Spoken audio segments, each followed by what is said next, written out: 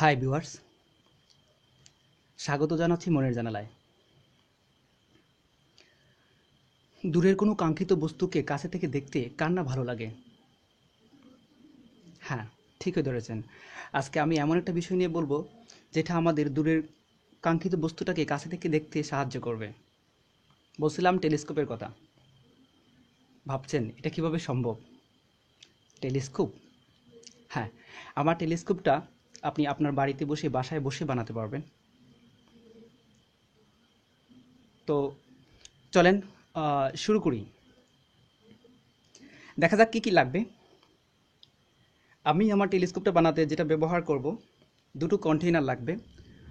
দেখতে পারতেছেন একটা কন্টেইনার, আর এটা দেখে বুঝতেই পারতেছেন যে এটা হচ্ছে ব্যাডমিন্টন খেলার সাথে জড়িত।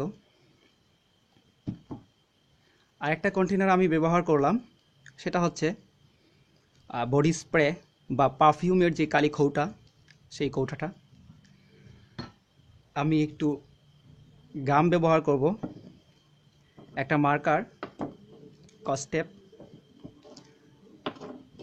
কাটার, একটা ব্লেড, এক টুকরো ককশিট। আর আমার মূল যে উপাদান তার মধ্যে হচ্ছে লেন্স। দুটো লেন্স আমি ব্যবহার করব। একটা হচ্ছে আমার অবজেক্টিভ লেন্স, আর একটা হচ্ছে আইপিস। আমি দুটো লেন্স ব্যবহার করব। ওকে, এখন প্রথমে আমরা যে কাজটা করব, আমাদের এই ককশিটটা এখানে দাগ দেওয়া আছে। আমি জাস্ট এইটার মাপ নিয়ে একটা দাগ দিছি। আর হচ্ছে আমার এই যে অবজেক্টিভ লেন্স, এই লেন্সটার মাপে আমি আরেকটা বৃত্ত আঁকছি। এখন আমি কাঠার দিয়ে এটাকে কাটবো।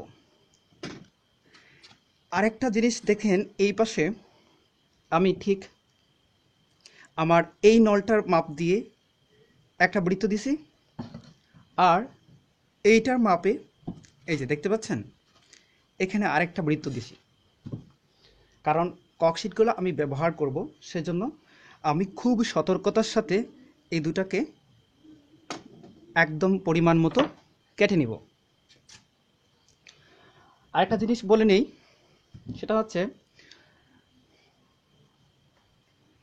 আমি যখন একটা টেলিস্কোপ বানাবো, আমি এখানে একটা টেলিস্কোপের ছবি আঁকার চেষ্টা করছি। এটা হচ্ছে আমার অবজেক্টিভ লেন্স, আর এটা হচ্ছে আমার আইপিস। তো অবজেক্টিভ লেন্স থেকে আলোক রশ্মিটা এসে একটা বিন্দুতে মিলিত হবে, এটাকে বলে ফোকাস বিন্দু। ঠিক আইপিসের জন্য ঠিক একটা ফোকাস বিন্দু হবে। তো আমাকে তাহলে অবশ্যই আমার লেন্সগুলোর ফোকাস বিন্দু মেপে নিতে হবে। কিভাবে মাপবেন আমি দেখাচ্ছি। একটা লেন্স আপনি বিভিন্নভাবে মাপতে পারেন।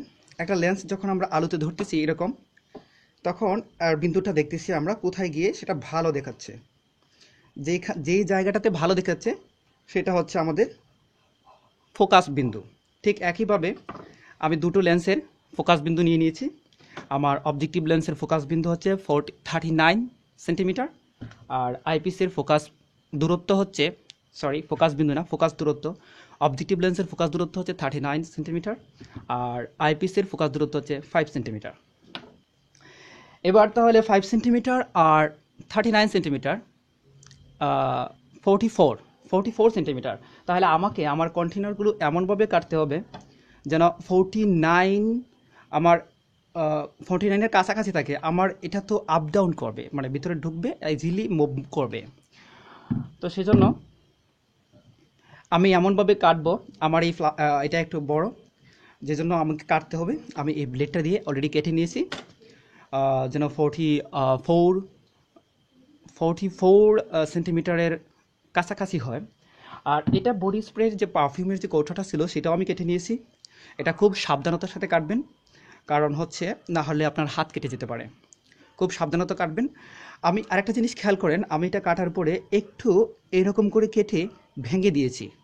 এটার ব্যবহার আমি একটু পরে বলবো। ওকে, এবার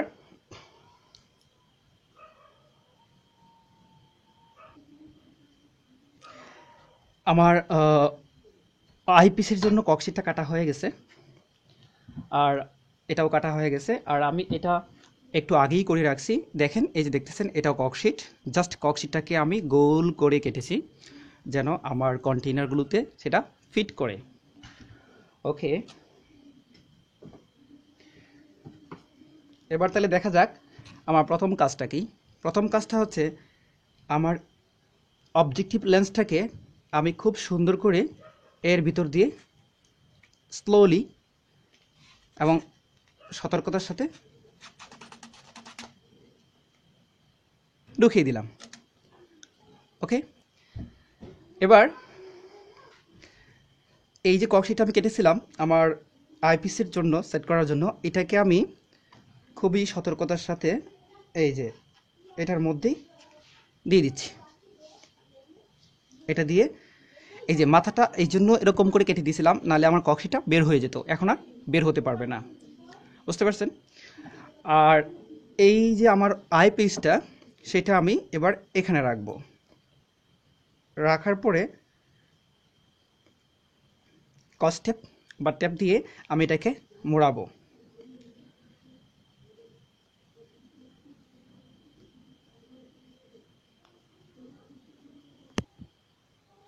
তো দেখেন আমি এটা কস্টিপ দিয়ে খুব সুন্দর করে একদম সেট করে নিয়েছি।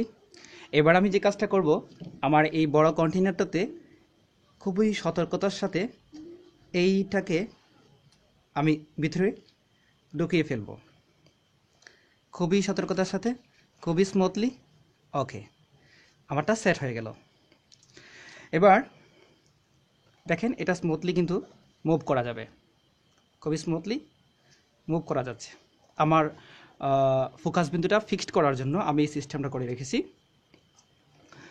তো আমার কক্সিটা তো দেখা যাচ্ছে, যে কারণে আমি আমার জিনিসটাকে যদি একটু সুন্দর করতে চাই তাহলে আমি এই জায়গাটাতেও কস্টেপ মোড়া দিব। আমি এখানে কিন্তু অলরেডি কালার দিয়ে দিয়েছি, এটাতে কস্টেপ মোড়া দিয়ে দিয়েছি।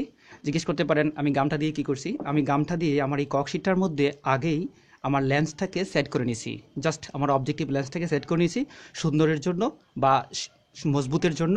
আমি কস্টেপ দিয়ে মুড়িয়ে নিয়েছি। এবার আমি এখানে কস্টেপ মোড়াবো।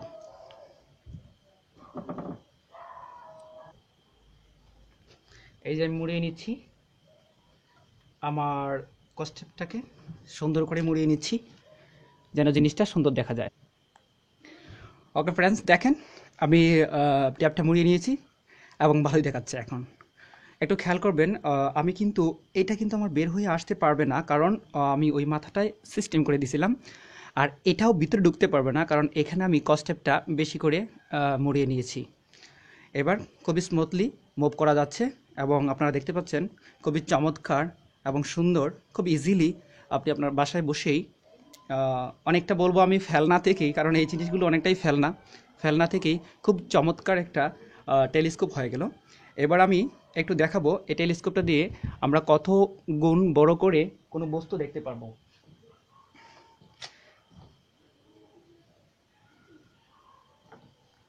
আমি এখানে একটা টেলিস্কোপ আঁকার চেষ্টা করছি। আমার প্রথম ফোকাস দূরত্ব, অবজেক্টিভ লেন্সের ফোকাস দূরত্ব 39 সেন্টিমিটার এবং আইপিসের ফোকাস দূরত্ব 5 সেন্টিমিটার।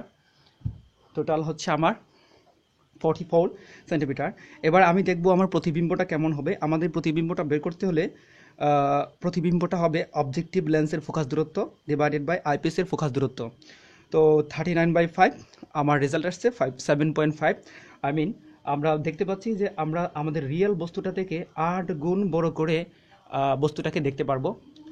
যে বস্তুটা থাকবে তার 8 গুণ ম্যাগনিফিকেশন হবে, ম্যাগনিফাইং হবে।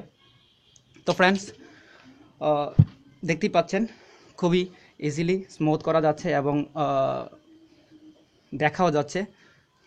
একটু যদি আমি চেষ্টা করি, দেখাও যাচ্ছে। তো আপনিও চাইলে এরকমটা বানাতে পারেন। আর হ্যাঁ, আমার ভিডিওটা যদি ভালো লেগে থাকে অবশ্যই লাইক করবেন। আপনার কোনো মতামত থাকলে কমেন্টে জানাবেন, ভিডিওটা শেয়ার করবেন আর আমার চ্যানেলটি সাবস্ক্রাইব করবেন। দেখা হবে নেক্সট কোনো ভিডিওতে। সে পর্যন্ত ভালো থাকবেন, সুস্থ থাকবেন, আনন্দ থাকবেন। ধন্যবাদ।